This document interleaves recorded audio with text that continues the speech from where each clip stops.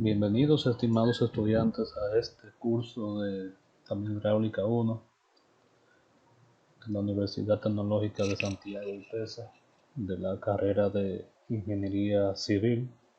Soy su profesor José Luis Abreu Jaques y estaremos viendo hoy el tema número 1, correspondiente a la unidad 1 de pérdidas de energía debido a la fricción en conductos sometidos a presión.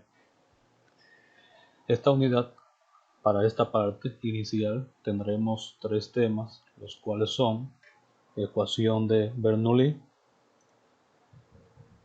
También tenemos la ecuación de la energía y el número de Reynolds.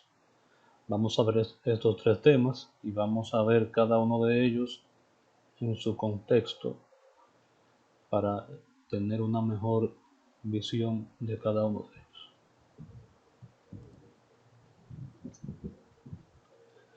La ecuación de Bernoulli fue desarrollada en este libro de hidrodinámica del matemático, estadístico, físico y médico suizo Daniel Bernoulli en el año 1738. La ecuación de Bernoulli describe el comportamiento de un líquido moviéndose a lo largo de una línea de corriente. Vamos a ver luego lo que significa una línea de corriente, y además expresa que un fluido ideal, sin viscosidad y tampoco rozamiento, cuando circula a través de un conducto cerrado, la energía que posee el fluido permanece constante a lo largo de su recorrido. Bajo estos principios fue que Bernoulli desarrolló su ecuación.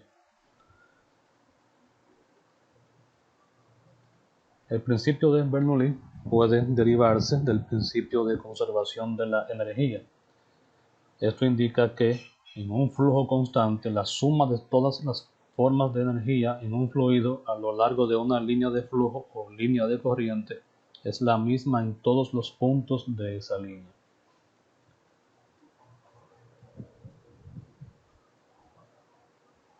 De aquí en adelante vamos a demostrar la ecuación de Bernoulli, la cual se basa básicamente en el flujo de agua que ocurre a través de una conducción, y en este caso tenemos un conducto de sección variable, el cual tiene un plano de referencia sobre el cual se toma la energía potencial que tenemos aquí, llamada H1. En muchos libros de texto, esta H se conoce como Y, Y1, Y2. En este caso, en esta figura tenemos H2. ¿En qué consiste esto? Bueno, en el primer punto tenemos un trabajo realizado para desplazar el fluido en la conducción. Sabemos que un trabajo no es más que la fuerza multiplicada por la distancia. Tenemos aquí en este punto una fuerza necesaria que hace que el flujo se mueva a lo largo de la conducción. Tenemos una energía cinética, puesto que tenemos un fluido en movimiento. Hay una velocidad tanto en el punto 1 como en el punto 2. Tenemos una energía potencial que, como les dije anteriormente, está dada por la altura del punto 1 y del punto 2 con respecto al plano de referencia indicado aquí debajo.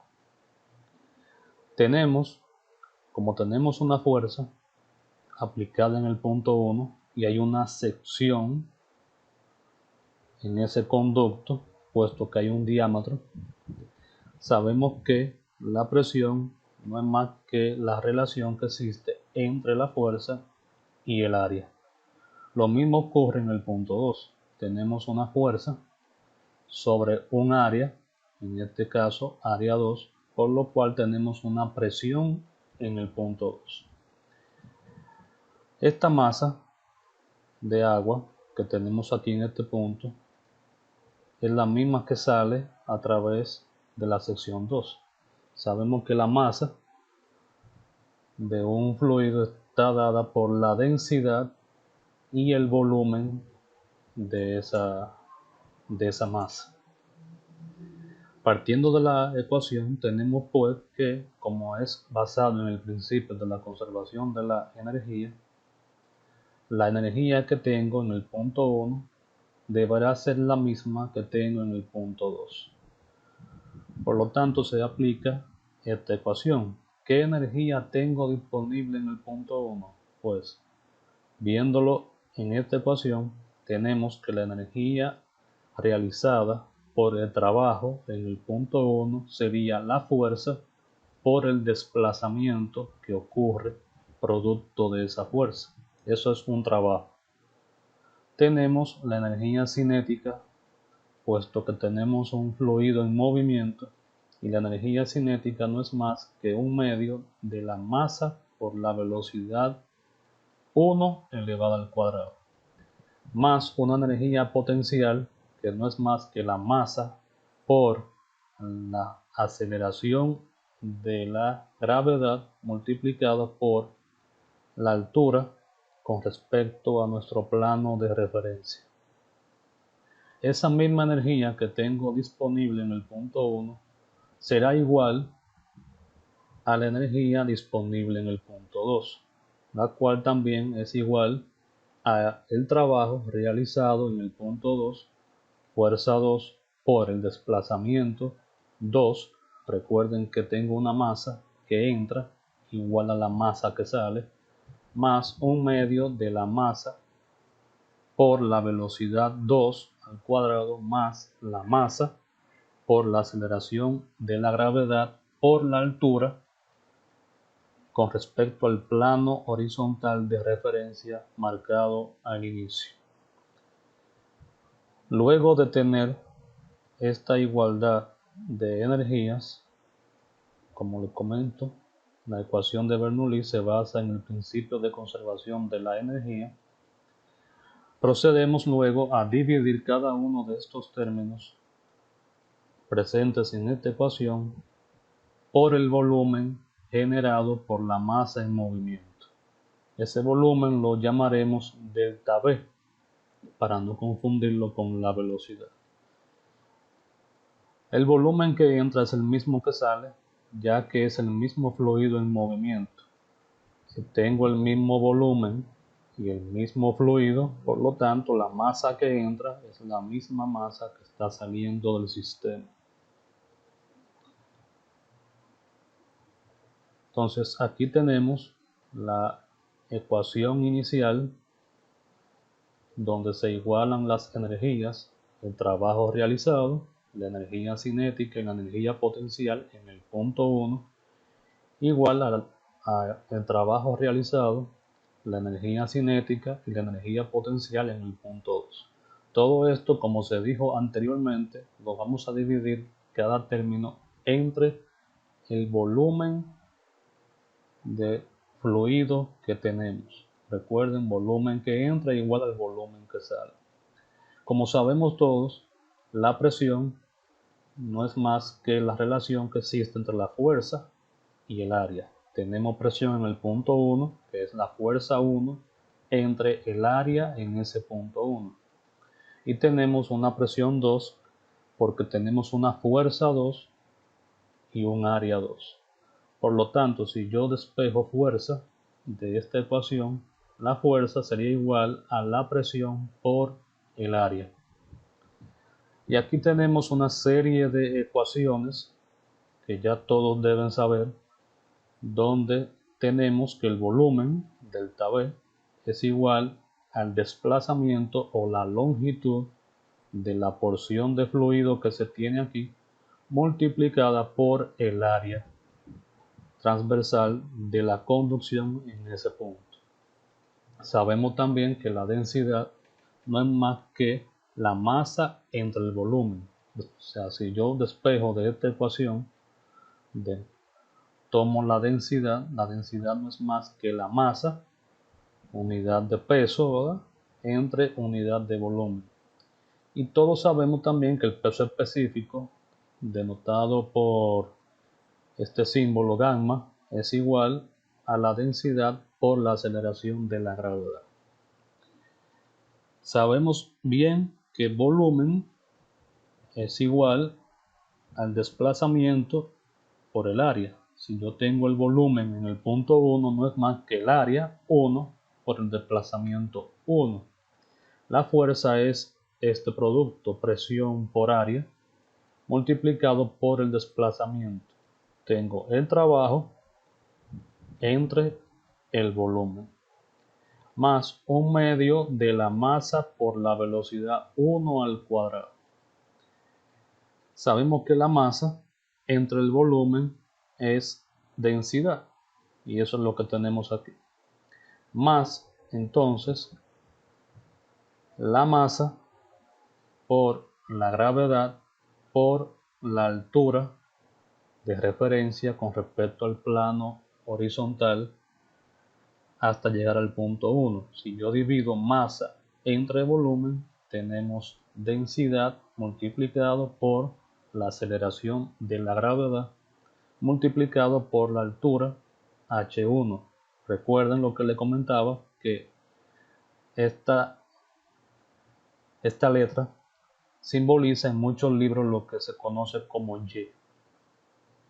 Todo esto que hicimos aquí se repite también para el punto 2 y tenemos igual presión en el punto 2 por el área 2 por el desplazamiento en 2 entre el volumen de la porción de fluido definido en el punto 2, que no es más que el área por el desplazamiento o por la longitud, más un medio de la densidad, recuerden, masa entre volumen por la velocidad en el punto 2 elevado al cuadrado, más la energía potencial en el punto 2, que no es más que la densidad por la gravedad por la altura con respecto a este plano horizontal del punto 2 de este sistema mostrado en esta figura. Continuando con la demostración de la ecuación de Bernoulli, tenemos entonces presión 1 más un medio de la densidad por la velocidad 1 al cuadrado, tenemos energía cinética, más densidad por la aceleración de la gravedad por h1, energía potencial. Todo esto es energía disponible en el punto 1. Esa misma energía disponible será en el punto 2. Recuerden que el principio de conservación de la energía dice que la energía no se crea ni se destruye, solamente se transforma. ¿Qué quiere esto decir? Que todos estos términos, energía cinética, energía potencial, el trabajo realizado, es igual la sumatoria de todos ellos para un punto 1 igual para un punto 2, pero los términos independientes sufren cambios producto de que el fluido se encuentra en movimiento y posiblemente, como se ve aquí en este sistema, el punto 1 se encuentra por debajo del punto 2, aunque el fluido se mueve desde 1 hasta 2. También tenemos una sección 1 distinta a la sección 2 y tenemos diferentes presiones. Recuerden, presión, fuerza entre áreas. Si el área cambia, entonces las presiones también sufren cambios.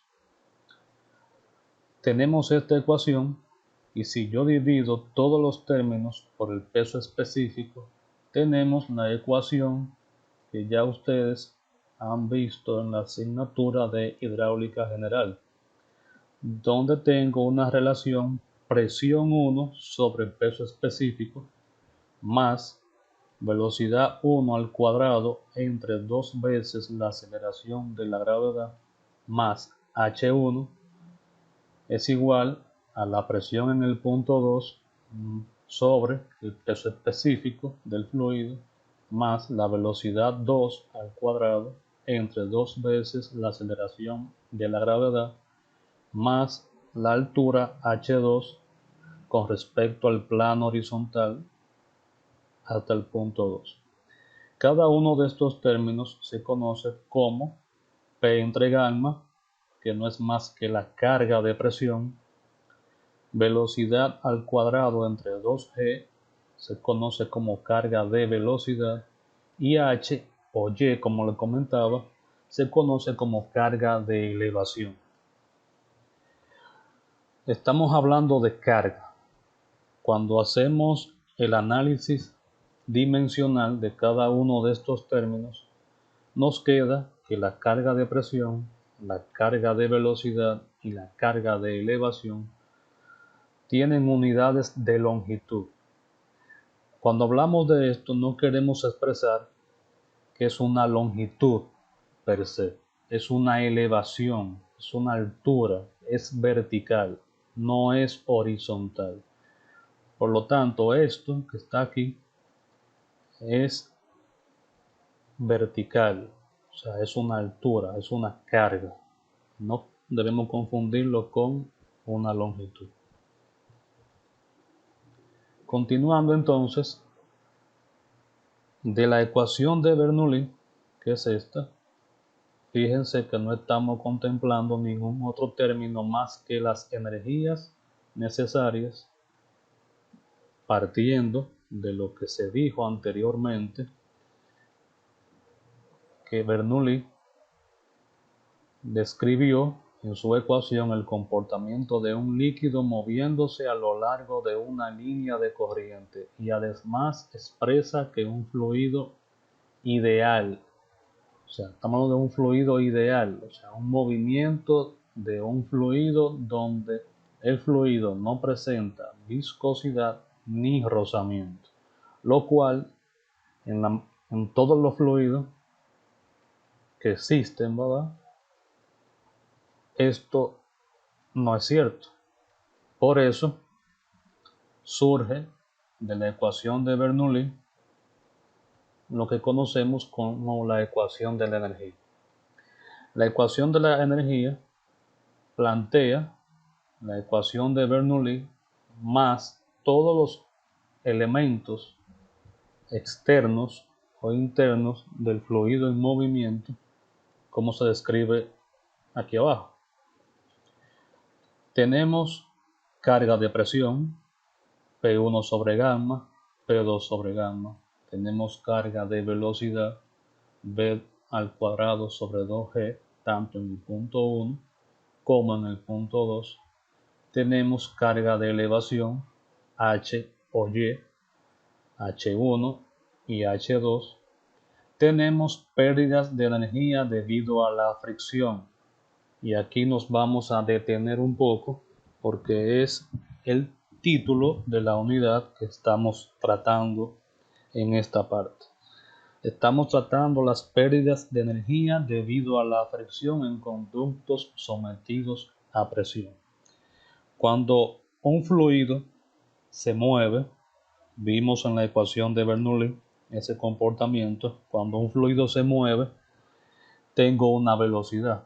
Hay una energía cinética que está haciendo que ese fluido se mueva, producto de que tengo una fuerza que está empujando ese fluido a lo largo de la conducción.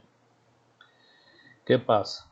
Cuando se mueve un fluido dentro de un conducto cerrado, este se encuentra a presión porque hay una fuerza que se ejerce, pero cuando se mueve hay una fuerza opuesta al movimiento del fluido. Siempre que exista un conducto sometido a presión, habrá pérdidas de energía debido a la fricción, las cuales se van a representar por el término HF, pérdida de carga debido a la fricción. También un sistema no solamente estará compuesto en muchos casos de tuberías rectas, tendrán diferentes piezas, accesorios, que harán que el agua llegue desde un punto 1 hasta un punto 2, desde un punto A hasta un punto B. El movimiento del fluido siempre se da entre un punto inicial y un punto final. Ahora bien, todas esas piezas y piezas que se tienen en un sistema, accesorios que tienen en un sistema, producen pérdidas de energía. No son pérdidas por fricción, son pérdidas menores o locales, como se describe aquí debajo. HM representa todas esas pérdidas en un sistema producto de las piezas y accesorios que son complementos de ese sistema. Muchas veces, cuando la energía no es suficiente para satisfacer ciertas condiciones deseadas, se necesita agregar energía al sistema. Esa energía agregada se coloca del lado izquierdo de la igualdad de la ecuación de la energía. Aquí la tenemos presente. Esa energía HA que tenemos aquí es una energía que se añade debido a que se tiene un elemento mecánico. En muchos casos, ¿verdad? Es una bomba, la cual tiene un motor acoplado a la misma, donde ese motor, mayormente eléctrico, lo que hace es transformar la energía eléctrica y transferir esa energía a la bomba para tener una energía inyectada al fluido para entonces de esta manera satisfacer las condiciones requeridas. Por ejemplo, si yo vivo, en un tercer piso,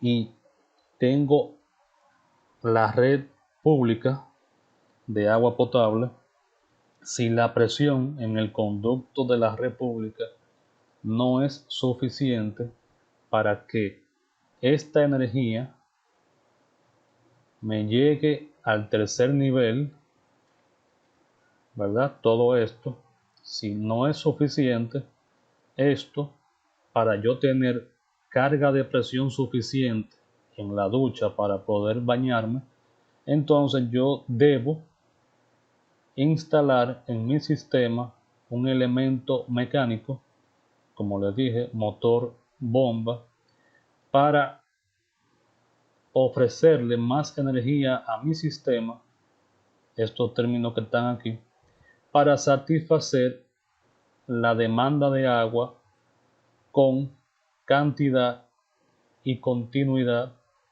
para poder hacer todos, todas las labores, ¿verdad? En la casa, ya sea fregar, bañarse, en fin, todo. Hay elementos que retiran energía del sistema, como son las turbinas. Una turbina lo que hace es que toma energía del sistema, del fluido en movimiento, de la fuerza que se ejerce para mover el fluido, y transforma esa energía en energía eléctrica o de otro tipo para su uso posterior. Entonces tenemos carga de presión, carga de velocidad, carga de elevación y energía añadida. Estos términos del lado izquierdo de la ecuación de la energía.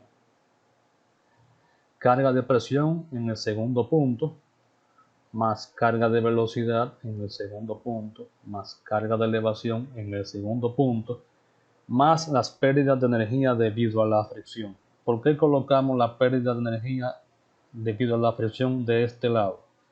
Como el fluido se mueve desde un punto 1 hasta un punto 2 y se da por la fricción entre el fluido y el conducto, entonces las pérdidas de carga se van generando a lo largo de la conducción. Las pérdidas por fricción son directamente proporcionales a la longitud. También tenemos las pérdidas en las piezas y en los diferentes también accesorios de un sistema y la energía que se retira del sistema. Todo esto se conoce como ecuación de la energía. Durante este curso vamos a ver comúnmente que todos los temas que vamos a desarrollar en esta asignatura de hidráulica 1 tendrán que ver mucho con la ecuación de la energía y el principio de continuidad.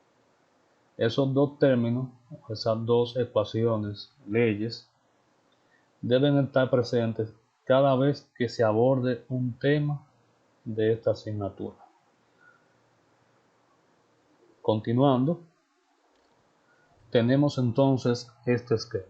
Este esquema es el esquema típico que se presenta durante el estudio de la ecuación de la energía. Le comentaba que esto era Y, ¿verdad? O Z, dependiendo de los libros que ustedes tengan comúnmente, ¿verdad?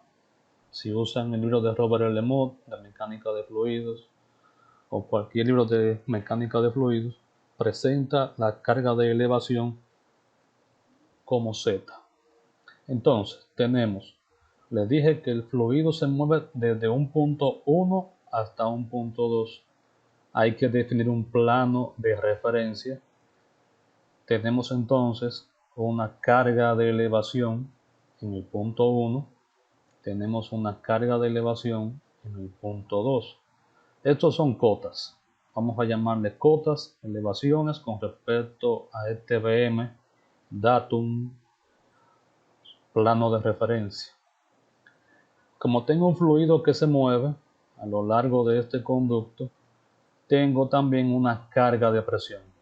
Tengo esa altura de líquido en este conducto y esa altura es lo que representa la carga de presión. Tengo también carga de presión en el punto 2. Ahora bien, ¿por qué esa línea piezométrica tiene una pendiente? Recuerden que tenemos un fluido en movimiento. Un fluido en movimiento significa que cuando el fluido se mueve desde 1 hasta 2, al fluido tener una viscosidad y una conducción que también presenta ciertos cambios internos, imperfecciones internas, entonces todo eso en conjunto provoca pérdida de energía debido a la fricción. Tenemos una energía cinética en el punto 1 dado por la carga de velocidad y tenemos una energía cinética en el punto 2 dado por la carga de velocidad en este punto. Como vemos, si yo tomo este plano y tomo esta línea, esa altura completa son los términos del lado izquierdo de la ecuación de la energía. Carga de elevación, carga de presión y carga de velocidad. Son estos términos que están aquí. Cuando el fluido se mueve, entonces la energía se transforma. La carga de presión, que en magnitud era esta, ahora tenemos una magnitud inferior porque hay una variación de presión a lo largo del conducto. Como podemos ver, no hay un cambio en el diámetro de la conducción. Sabemos que por continuidad el caudal que circula por la conducción no es más que el producto entre la velocidad y el área transversal en cada punto. Como no tenemos cambios de diámetro en esta conducción, la carga de velocidad en el punto 1 será igual a la carga de velocidad en el punto 2. Esta línea, que es paralela a esta, para este ejemplo, se llama línea de la energía. Como vemos, hay pérdida de carga, pérdida de energía debido a la fricción, fluido en movimiento, pérdida de carga. Esa pérdida de carga refleja ese cambio de presión, esa variación de presión a lo largo de la conducción. Entonces tenemos una piezométrica, una altura, una línea piezométrica que está dada por estos dos términos, la carga de elevación y la carga de presión. Cuando le sumo la carga de velocidad, entonces tengo ya mi línea de energía. Fíjense que esa línea de la energía tendrá una pendiente. Como saben, una pendiente no es más que la variación vertical, en este caso la pérdida de carga, sobre la variación horizontal, que no es más que la longitud que existe entre el punto 1 y el punto 2. Y aquí vemos entonces que, si me permiten, vamos a hacer unos ligeros cálculos aquí para mostrarle, ¿verdad? Vamos a tomar nota y vamos a decir que la pérdida de carga debido a la fricción son directamente proporcionales a la longitud. Si yo tengo cambios de diámetro entre el punto 1 y el punto 2, también las pérdidas de carga para el tramo de igual diámetro serán directamente proporcionales a la longitud. Igual también en cualquier cambio de sección que tenga la tubería, ese tramo tendrá un comportamiento de las pérdidas proporcionales a la longitud del tramo en cuestión. Entonces, continuando, vamos a borrar esto de aquí. Continuando entonces y volviendo al láser ficticio de la presentación, vamos a ver una serie de casos que se podrían presentar donde nosotros podemos implementar la ecuación de la energía. A partir, ¿verdad?, de este pequeño ejemplo, vamos a ver otros ejemplos que nos permitirán conocer o entender un poco más la aplicación de la ecuación de la energía. Y aquí tenemos este ejemplo. Tenemos una generadora hidroeléctrica, la cual está compuesta por una turbina.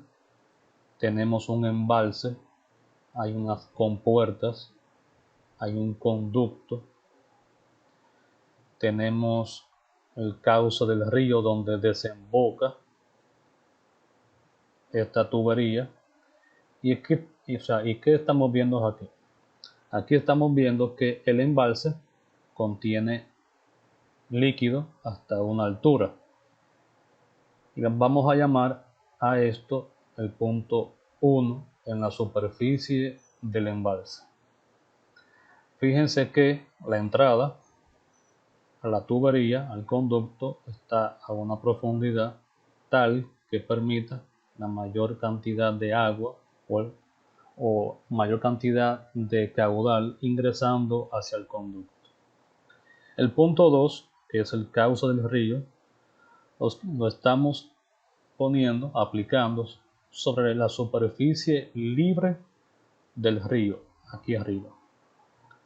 Ahora bien, al aplicar la ecuación de la energía entre el punto 1 y el punto 2, tenemos que sobre la superficie del fluido, como está en contacto con la presión de la atmósfera, podemos tomarla en cuenta como cero. Hay una altura insignificante como para que se aprecie una variación en la presión en la atmósfera. Entonces asumimos que el punto 1 aquí arriba es 0. La carga de velocidad en el mismo punto, como no hay una variación, estamos asumiendo que este nivel es estático. También asumimos que la carga de velocidad sobre el punto 1 es 0. Tenemos una altura h1, la cual podemos tomarla tomando como plano de referencia horizontal el lecho de roca que se encuentra aquí debajo.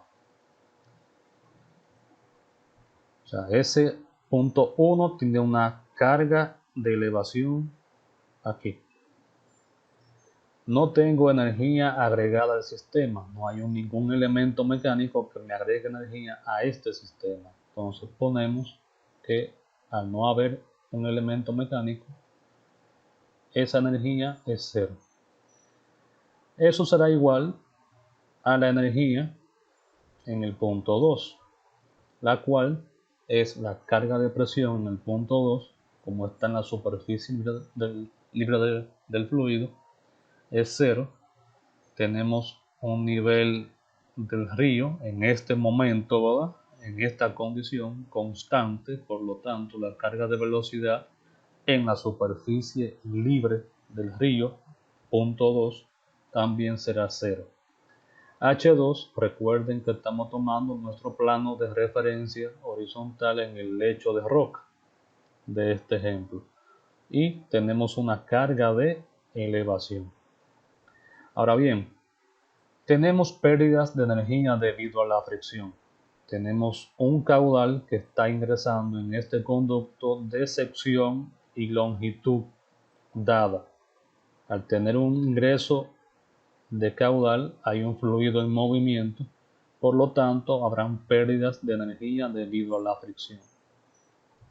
Tenemos pérdidas menores. ¿Menores cuáles serían en este caso?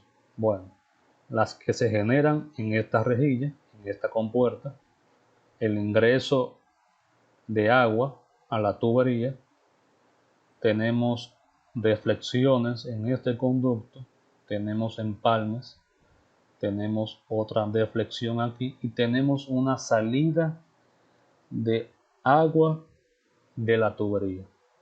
Todo eso provoca pérdidas menores o locales. Y tenemos la energía retirada por esta turbina. Cuando el agua fluye, mueve la turbina, la cual a su vez mueve este eje y transforma la energía que viene del agua en una energía eléctrica.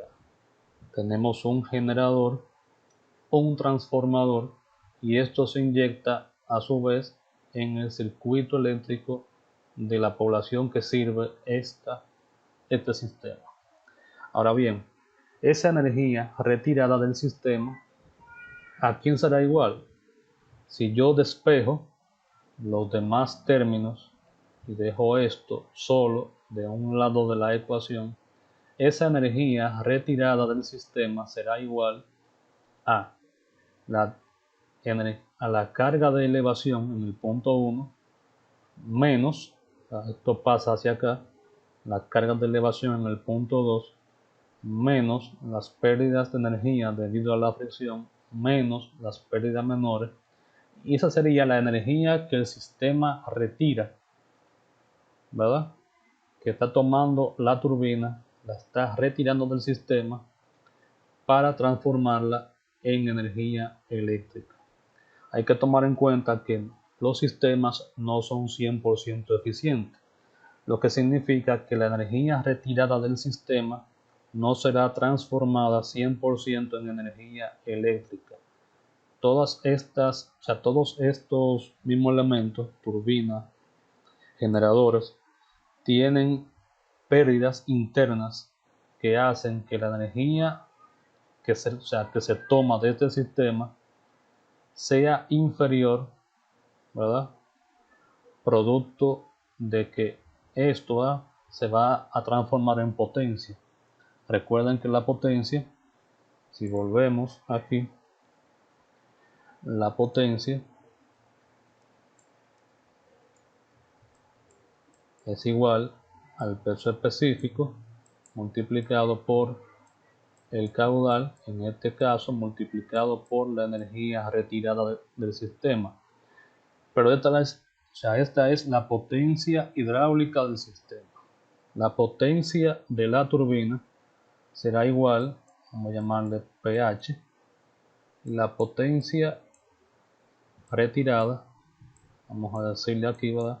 Será la eficiencia de la turbina multiplicada por la potencia hidráulica calculada en este punto. O sea, la potencia debido a la energía retirada será inferior, este término, eficiencia, será inferior que la potencia hidráulica del sistema. Entonces, vamos a borrar. Si ya tomaron apuntes, ¿verdad? Pueden ver este video las veces que entiendan necesario. para fortalecer los conocimientos y complementarlo con las lecturas de los textos que tenemos disponibles en la plataforma según lo que se explicó el primer día de clase. Entonces, tenemos este sistema. Otro ejemplo sería este. Vamos a llevar ahora el ejemplo a la vivienda. Como les comentaba anteriormente, para que el agua ingrese a la vivienda y podamos realizar los quehaceres del hogar, ¿no? Y también lo de bañarse, asearse, ¿verdad? La red que nos lleva el agua a la casa está aquí, la cual vamos a llamar punto 1. Hay un caudal de ingreso producto de que estoy haciendo uso del sistema. Me estoy dando una ducha, por lo tanto he marcado el punto 2 en la salida de la ducha de este baño. Entonces, aplicando la ecuación de la energía a este sistema, tenemos que habrá en el punto 1 una carga de presión. Esta red pública se abastece ya sea desde un tanque elevado de la comunidad, ya sea desde una planta de agua potable, ya sea desde un sistema de pozos, en fin. Tenemos agua en la tubería matriz, donde tenemos una carga de presión, hay una velocidad porque hay un caudal que abastece a toda la comunidad. Caudal entre área me da entonces una velocidad. Por lo tanto, tengo una carga de velocidad en el punto 1. Tengo una carga de elevación, porque el punto 1 está con respecto a un plano de referencia, a una cota, a una elevación. En este sistema no hay elemento mecánico que agregue energía al sistema. Esta energía disponible en el punto 1 será igual a lo que se tiene finalmente en el punto 2. Recuerden, el punto 2 está ubicado en la salida de esta ducha. ¿Qué pasa? Que como la ducha está funcionando, está también abierta, en este caso, el fluido está en contacto con la presión atmosférica, por lo tanto asumimos este término como cero. Hay un chorro que sale de la ducha, por lo tanto hay una carga de velocidad en el punto 2. H2 es la carga de elevación, o sea, el punto en la ducha, una altura con respecto a un plano de referencia horizontal. Ahora fíjense bien que hay un conducto que lleva agua hasta la ducha. Bien, como hay un caudal y hay un conducto que fluye lleno, por lo tanto habrá pérdida de energía debido a la fricción.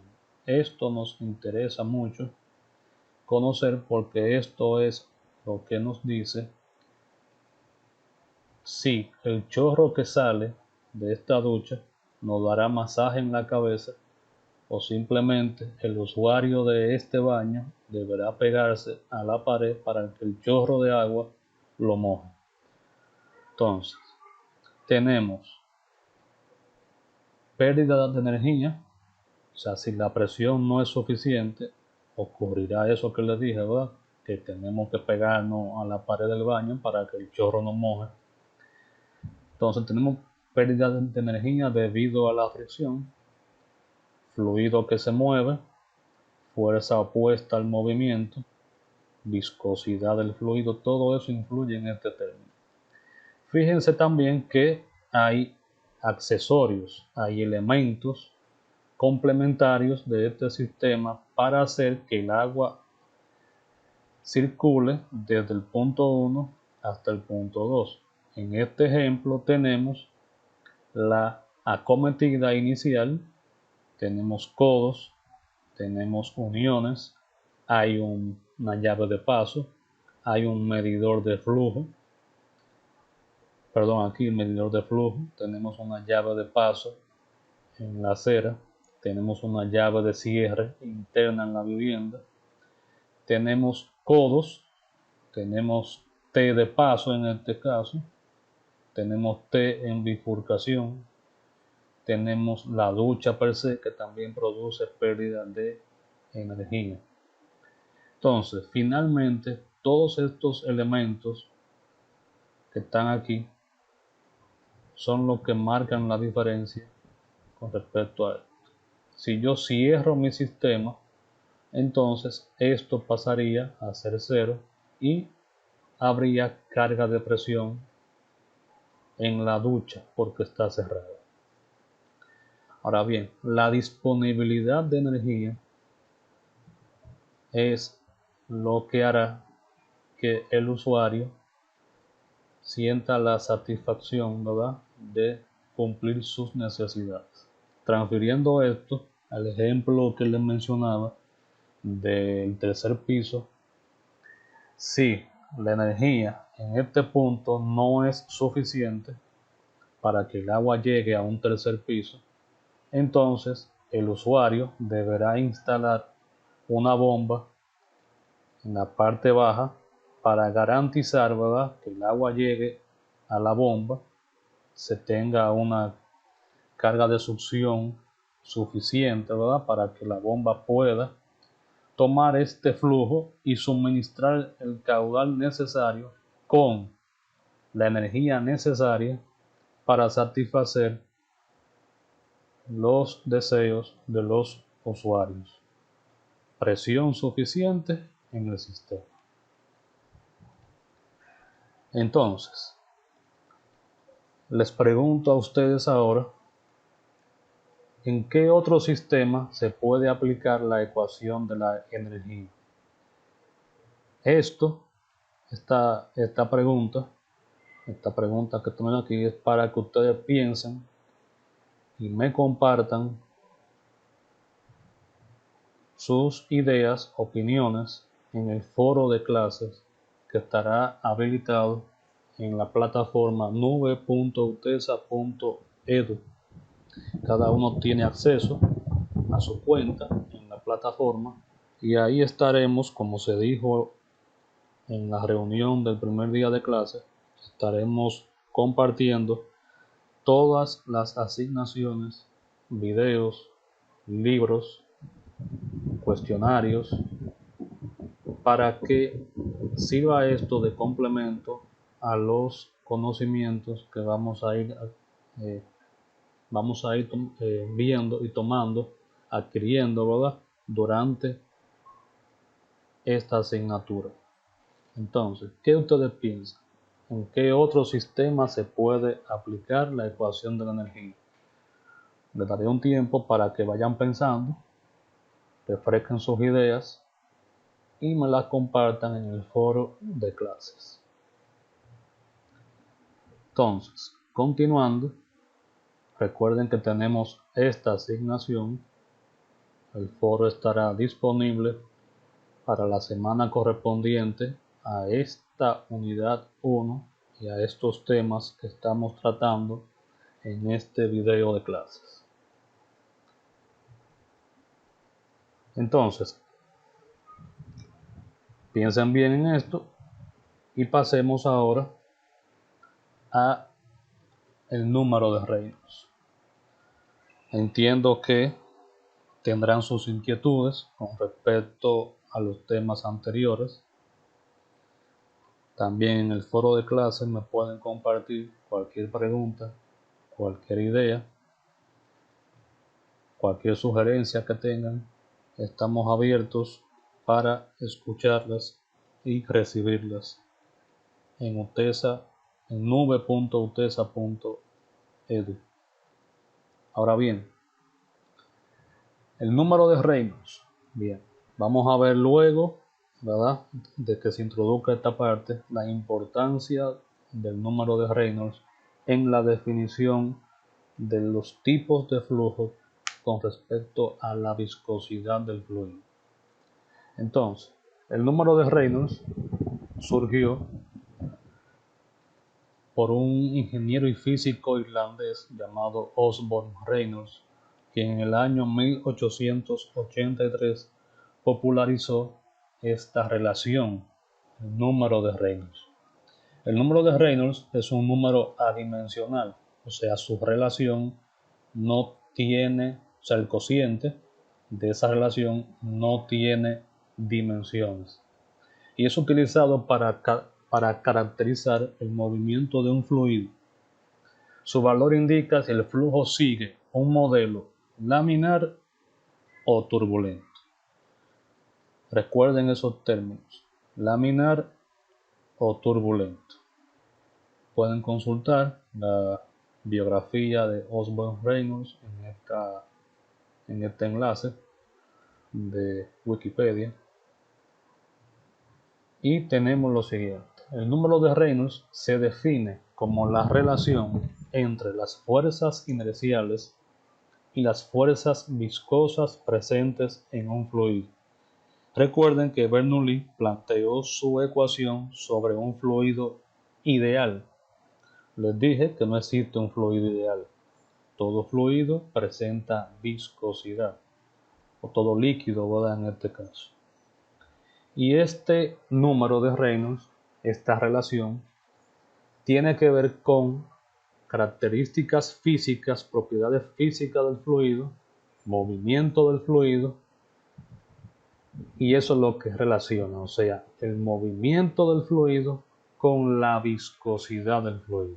Entonces tenemos que el número de Reynolds relaciona la densidad, la viscosidad, la velocidad y la dimensión típica de un flujo en una expresión adimensional. Dicho número o combinación adimensional aparece en muchos casos relacionado con el hecho de que el flujo pueda considerarse laminar, es decir, un número de Reynolds pequeño, o turbulento, un número de Reynolds grande. Entonces, el número de Reynolds, como se dijo, ¿verdad?, es la relación entre las fuerzas inerciales y las fuerzas viscosas. O sea, densidad, velocidad, diámetro dividido sobre la viscosidad dinámica del fluido. Como sabemos, la viscosidad cinemática, este término, es igual a la viscosidad dinámica sobre la densidad. Entonces, también podemos escribir el número de Reynolds, este número lo podemos escribir como velocidad por diámetro sobre la viscosidad cinemática. Si hacemos un análisis dimensional de esta ecuación, sabemos que la velocidad tiene unidades de longitud sobre tiempo, metro por segundo, pie por segundo. El diámetro tiene unidades de longitud. Y la viscosidad cinemática, como todos saben, tiene unidades de longitud al cuadrado sobre el tiempo, metro cuadrado sobre segundo, pie cuadrado sobre segundo. Por lo tanto, que al simplificar la ecuación, L cuadrado se elimina, tiempo, este tiempo sube, también se elimina, por lo que me queda un número adimensional. Recuerden lo que se dijo, Reynolds es un valor sin dimensiones. Ahora bien, fíjense que se dijo anteriormente que el número de Reynolds se utiliza para definir cuando un flujo es laminar o cuando un flujo es turbulento. Un flujo laminar se identifica porque el fluido se mueve en láminas paralelas, o sea, nunca se tocan la línea de corriente. Vamos a ver luego ese comportamiento. El perfil de velocidades es parabólico. También vamos a ver luego en este mismo video esta explicación. La velocidad máxima se encuentra en el eje de la tubería. La velocidad se aproxima a cero en las paredes del conducto y la pérdida de energía es proporcional a la velocidad media. En la siguiente clase, en el siguiente video, veremos una ecuación que identifica este último punto que estamos hablando en la descripción del flujo laminar.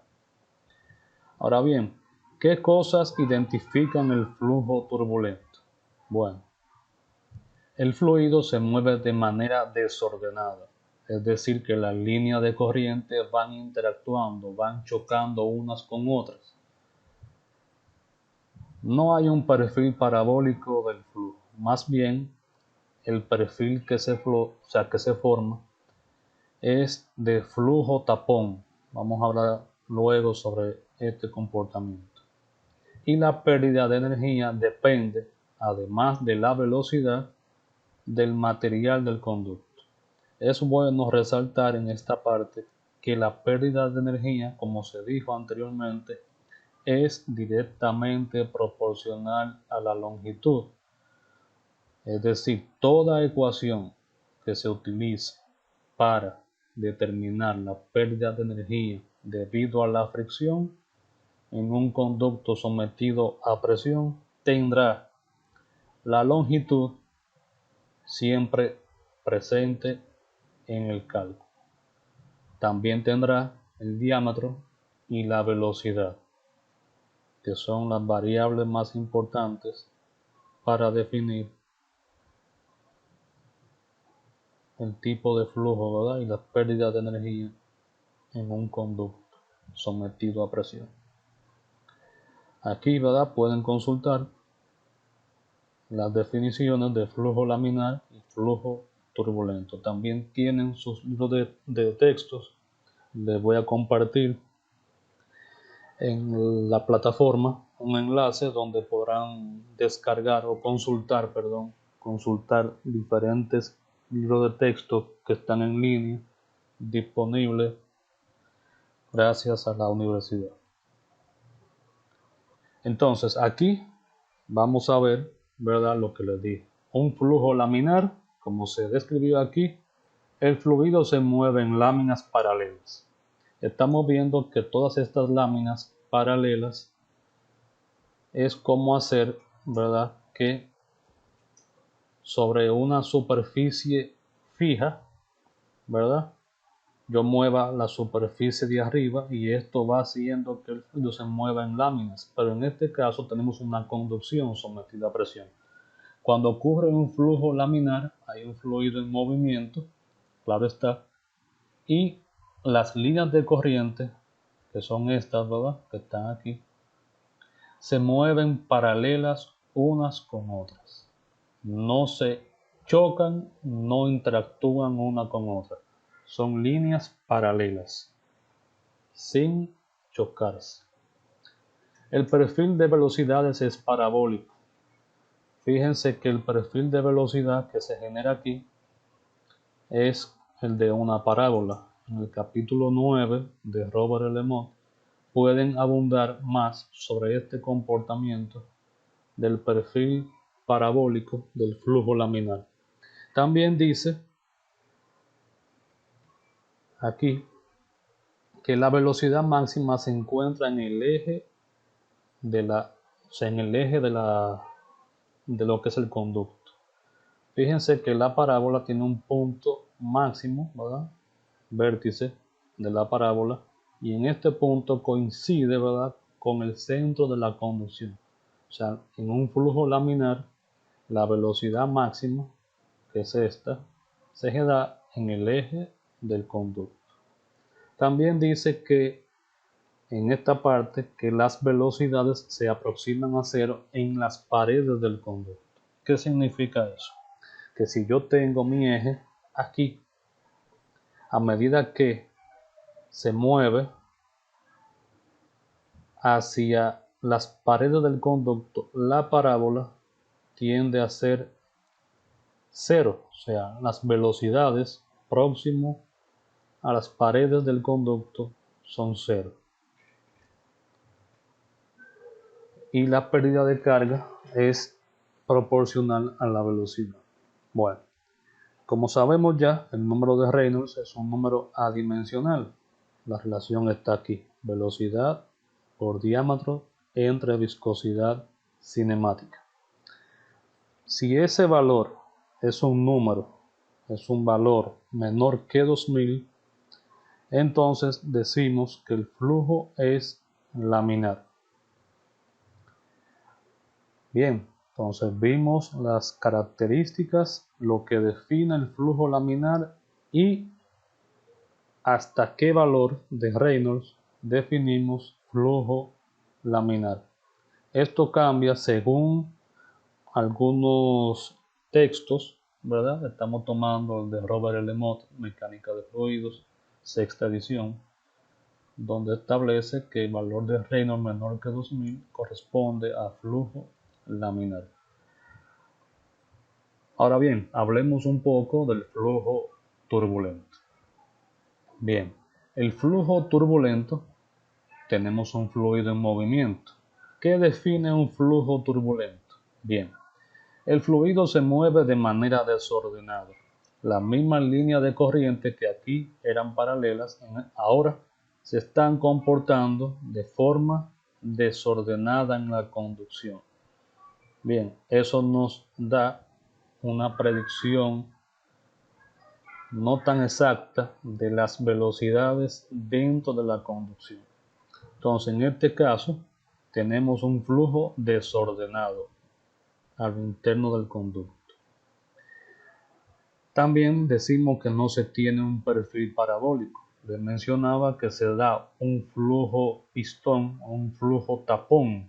Como ustedes ven aquí, la velocidad máxima se da, al igual que en este caso, en el eje de la conducción, pero las velocidades no son tan inferiores a medida que yo me acerco a el extremo de la conducción.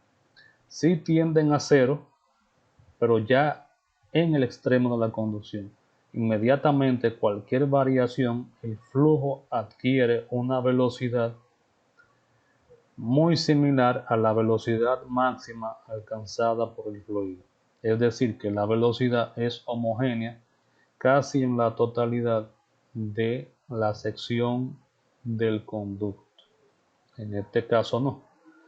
También definimos turbulento y la pérdida de energía, además de la velocidad, dependen del material del cual está hecho la conducción.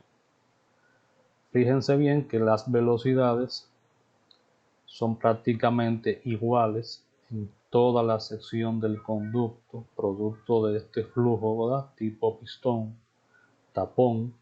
Por lo tanto, las imperfecciones internas que tiene la conducción al interactuar con esta velocidad elevada debe ser tomada en cuenta al momento de calcular las pérdidas de energía debido a la fricción.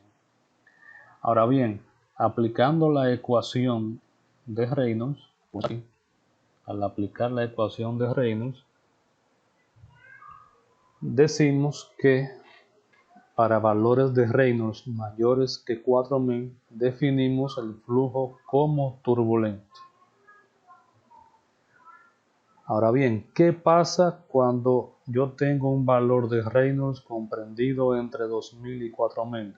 Bien, se dice entonces que el flujo se encuentra en una zona de transición. En esta zona el flujo es intermitente.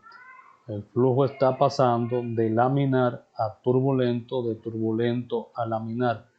No hay un estado de flujo estático, ya sea laminar o sea turbulento. Luego, en los siguientes temas, vamos a abundar sobre la importancia de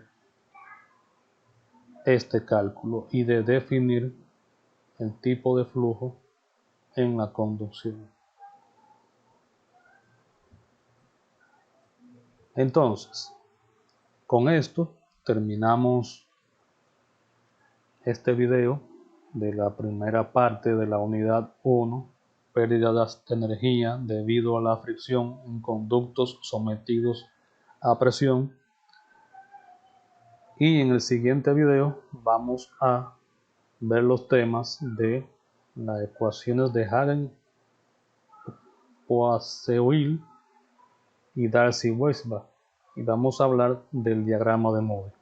Por lo que les exhorto a todos que consulten sus textos para que cuando estén viendo la siguiente actividad, el siguiente video, puedan entender un poco más sobre estos temas. Por hoy es todo y se despide su profesor José Luis Abreu. Pasen feliz resto del día.